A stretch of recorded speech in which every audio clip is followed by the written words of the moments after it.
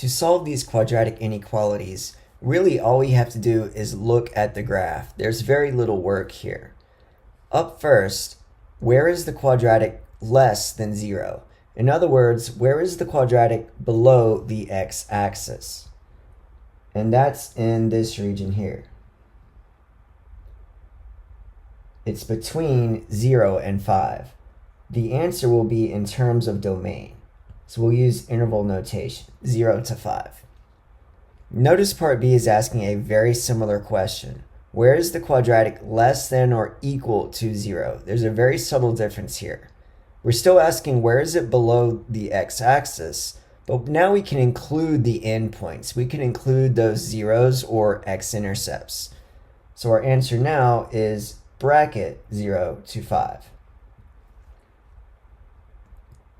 In part C, we're asking where is the quadratic greater than 0? In other words, where is it above the x-axis?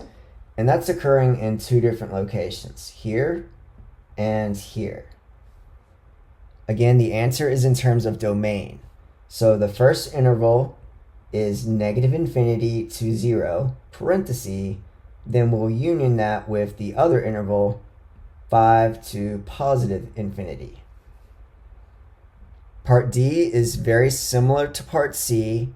Notice that this time we can now include those endpoints or those x-intercepts. So the solution, -infinity to 0, we'll bracket that x-intercept, union, bracket the 5 to infinity. In our next example, again, we're given the graph, so there's very little work here. Up first, we're asking where is the quadratic less than 0? Where is it below the x-axis? And that's occurring in two different places. Up first, we have -infinity to -2, parenthesis, union 3 to infinity. Part B is very similar to part A. This time we have equality, so we can include those x-intercepts. -infinity to -2 with a bracket, union, bracket 3 to infinity. Part C is asking where is the quadratic greater than 0? Where is it above the x-axis? And that's occurring in this region.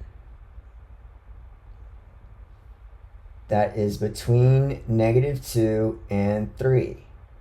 We'll use parentheses due to the strict inequality. But in part D, we can now ask where is it also equal to 0? So we'll include those x-intercepts with a bracket.